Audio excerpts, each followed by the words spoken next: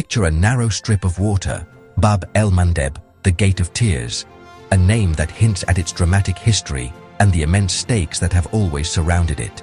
This slender passage, just 20 miles wide at its narrowest point, is far more than a geographic feature.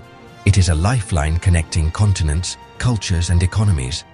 Here, the world's largest ships squeeze between Africa and Asia, threading their way through waters that have seen centuries of commerce, migration, and conflict. This strait links the Indian Ocean to the Red Sea and through the Suez Canal to the Mediterranean, making it a vital artery for global trade. Every year, billions of dollars worth of goods, everything from oil and gas to food and electronics, flow through this narrow corridor.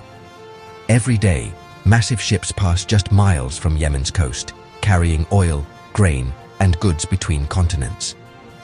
The livelihoods of millions depend on these shipments arriving safely and on time. Whoever controls Yemen's shores can influence, or even halt, this global flow. The power to disrupt or protect this passage has shaped the ambitions of empires and the strategies of modern states alike. For centuries, Bab el-Mandeb has been a crossroads of empires, trade, and culture. Ancient fortresses and ruined ports still stand as silent witnesses to the waves of history that have swept through here. Today, Yemen's war has turned this lifeline into a flashpoint, with attacks on ships and international navies gathering nearby. The threat of violence now shadows every vessel that dares to cross these waters. The world's economy and the lives of millions are tied to what happens here. Disruptions ripple far beyond these shores, affecting markets, prices, and daily life across the globe. The story of this strait is a story about all of us, about our connections, our vulnerabilities, and the shared fate that binds distant nations together through a single narrow gateway. Why does a distant, narrow waterway matter to you? It might seem like just a sliver of blue on the map, far from your daily life.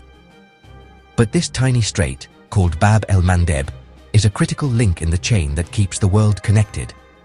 Because it's a global shipping superhighway. Every day, massive cargo ships and tankers pass through, carrying everything from electronics and clothing to food and fuel.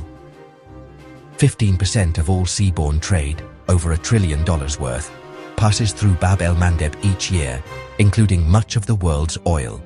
That means the products you use, the gas in your car, and even the food on your table may have traveled through this very strait.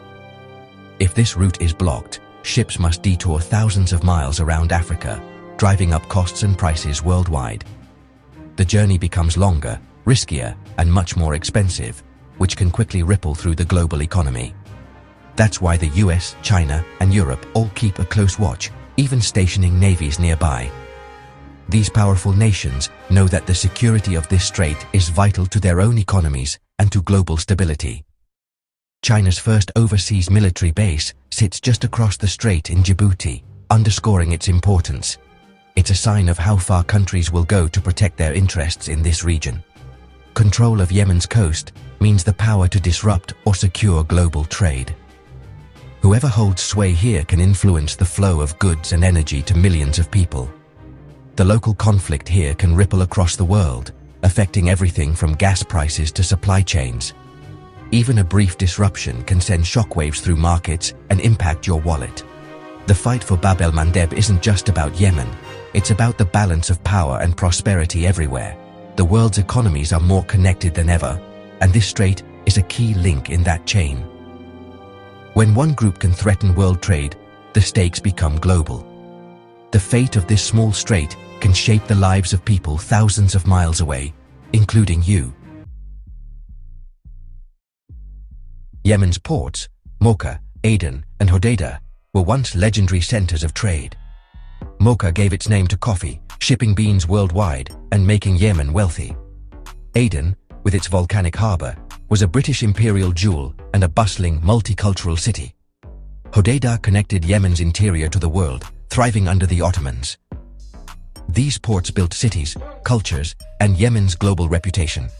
Their golden age shows what's possible when Yemen is stable and open. Today, these same ports are at the heart of conflict and hardship. Their history is a reminder of Yemen's potential and what's at stake. Yemen's civil war, erupting in 2014, quickly became a battle for its strategic coastline.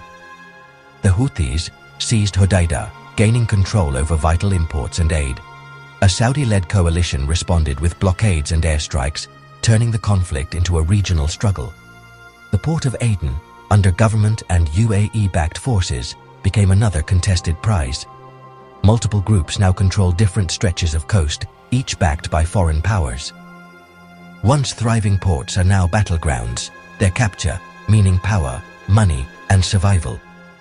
For Yemenis, this has meant economic collapse, blockade, and deepening isolation. Since late 2023, Yemen's war has spilled into the Red Sea, transforming what was once a vital but relatively stable shipping route into a flashpoint for international conflict and tension. Houthi rebels, emboldened by regional dynamics, have launched a series of bold attacks on ships passing through the Bab el-Mandeb, a strategic choke point connecting the Red Sea to the Gulf of Aden. Using drones, anti-ship missiles, and fast-moving boats, they have targeted dozens of commercial vessels, oil tankers, and even military ships, creating a climate of fear and uncertainty on the water. These attacks have forced global shipping companies to reroute their vessels, often taking much longer and more expensive journeys around Africa, disrupting supply chains and driving up costs worldwide.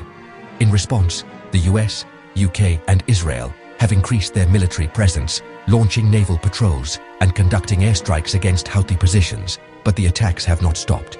Meanwhile, China and Russia, both with significant economic and strategic interests in the region, are rumored to be negotiating directly with local actors, seeking deals to ensure the safety of their own ships and maintain their influence. The Red Sea has rapidly become a stage for global rivalries, with warships from several nations now patrolling its waters, each pursuing their own interests. Military forces from across the world are now involved, raising the stakes and the risk of miscalculation. For the Houthis, these attacks are not just a show of strength, but also a powerful bargaining chip in their struggle for recognition and leverage in regional politics. But the cost is devastating. Airstrikes and retaliatory attacks have left parts of Yemen in ruins, deepening the country's humanitarian crisis. With every new strike, the risk of a wider regional war grows, threatening to draw in even more powerful actors. The Bab el-Mandeb is now a war zone, its narrow waters crowded with warships and patrol boats on high alert. Trade is threatened, insurance rates are soaring, and the region is being pushed ever closer to a full-blown crisis. The world's arteries of commerce are under fire, and the outcome of this struggle will shape the future of global trade and security. For Yemenis, the fight over ports is a fight for survival. The country imports 90% of its food, most through Hodeidah. Attacks and blockades choke off supplies, sending prices soaring and pushing millions toward famine. Destroyed docks and bombed warehouses mean even arriving aid can't be unloaded. Fishermen and dock workers lose their livelihoods. Families face impossible choices about food. Children suffer most, with malnutrition rising. Aid groups struggle to reach those in need, navigating danger and shifting front lines. Ports are not just economic assets, they're lifelines. When they become targets, the suffering deepens for an entire nation. Imagine Yemen's ports in peacetime. Aden rebuilt as a global shipping hub, Hodeidah thriving, Mocha once again exporting coffee. With investment and stability, these gateways could drive prosperity for Yemen and the region. Rebuilding would lower food costs, create jobs, and reconnect Yemen to the world. But peace requires more than a ceasefire. It needs a political settlement, shared management of ports, and international support. Clearing mines, repairing infrastructure, and rebuilding trust are essential. The contrast is stark. Today, ports are symbols of division. Tomorrow, they could be engines of unity. The dream is possible, but only if leaders and the world choose diplomacy over war. Yemen's future depends on unlocking the potential of its ports. As of October 2025, the fate of Bab el-Mandeb and Yemen's ports is uncertain. This strait reflects global power struggles and the human cost of conflict. Will it remain a battleground or become a bridge for trade and peace? Military moves escalate tensions, But only a political solution can bring lasting stability. The world must support a Yemeni-led peace and ensure port revenues rebuild the nation. If the key is shared through cooperation, Bab el-Mandeb can be a symbol of hope, not tears.